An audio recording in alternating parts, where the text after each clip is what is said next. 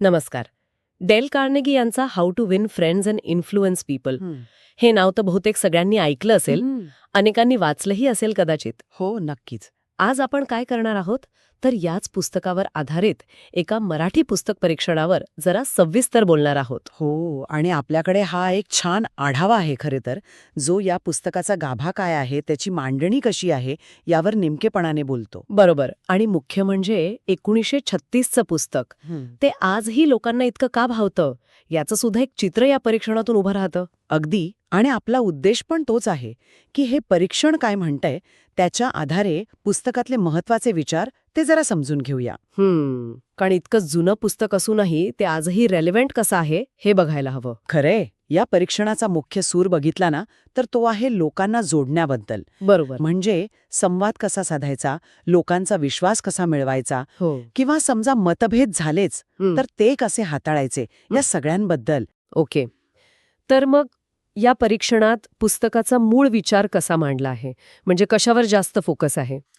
परीक्षणात असं म्हटलं आहे की लेखकाने खूप सोप्या भाषेत हे सगळं सांगितलंय, म्हणजे रोजच्या आयुष्यातली उदाहरणं वगैरे वापरून. अच्छा. आणि संवाद आणि नातेसंबंधांचे काही सोपे नियम सांगितले आहेत, म्हणजे लोकांना समजून घेणं, त्यांच्याशी चांगलं नातं कसं जोडायचं यावर भर दिसतो. म्हणजे हे फक्त असं इन्फ्लुएन्स किंवा प्रभाव टाकण्यापुरतं नाहीये. नाही. तर नातेसंबंध कसे जपायचे ती एक कला शिकवण्याबद्दल आहे असं वाटते.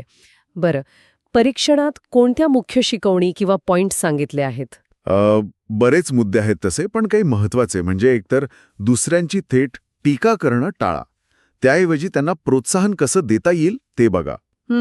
हा मुद्दा महत्वाचा मानलाय परीक्षणात. हो, अगदी. आणि दुसरा म्हणजे लोकांना त्यांच्या नावानं हाक मारणं. अच्छा, हा पण एक महत्वाचा भाग दिसतोय परीक्षणात उल्लेख केलेला. बरोबर. म्हणजे आढावा असं म्हणतो की नावानं हाक मारल्यानं कसं समोरच्याला एक आपुलकी वाटते, महत्व वाटतं. हो. तसंच अजून एक म्हणजे समोरच्या व्यक्तीच्या भूमिकेतून विचार करणं, म्हणजे त्यांची बाजू काय आहे हे समजून घेणं. म्हणजे एम्पथी. अगदी. त्यांचं म्हणणं आधी शांतपणे ऐकून घेणं आणि मगच आपलं मत मांडणं, यावरही परीक्षणात भर आहे. म्हणजे ॲक्टिव्ह लिसनिंग, सक्रिय श्रवण ज्याला म्हणतात, ते महत्वाचं ठरतं. बरोबर. आणि समजा मतभेद झालेच तर काय म्हटले परीक्षणात? तिथेही एक दिशा दिली आहे. म्हणजे मतभेदांना थेट विरोध करण्याऐवजी त्यात काही सामंजस्याचे कॉमन पॉइंट्स कसे शोधता येतील हे बघायला हवं. अच्छा, ओके. आणि टीका करायचीच असेल कधी तर ती समोरच्याला कमीपणा न वाटू देता अगदी समजूतदारपणे कशी करावी याचंही मार्गदर्शन आहे. सहानुभूती हा महत्वाचा शब्द आहे इथे. हे मुद्दे खरं तर ऐकायला खूप सोपे वाटतात. हो, ताणायला थोडं कौशल्य लागतं हेही खरंय. बरं, परीक्षणात पुस्तकाच्या अजून काही वैशिष्ट्यांबद्दल सांगितलंय का? भाषा कशी आहे किंवा मांडणी? हो, आढावा सांगतो की पुस्तकाची भाषा एकदम सरळ आहे, स्पष्ट आणि प्रेरणा देणारी. आणि जरी पुस्तक जुनं असलं तरी त्यातले विचार आजही अगदी लागू पडतात.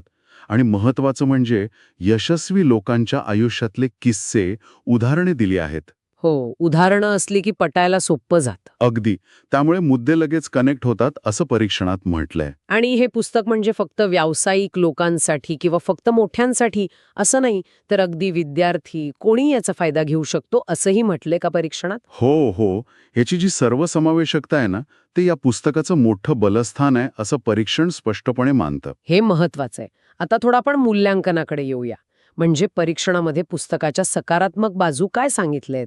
सकारात्मक बाबतीत बोलायचं तर परीक्षण स्पष्ट म्हणतं की हे पुस्तक संवाद कौशल्य नक्की सुधारतं, म्हणजे कम्युनिकेशन स्किल्स. राईट. वैयक्तिक आणि व्यावसायिक दोन्ही प्रकारचे संबंध चांगले व्हायला मदत होते.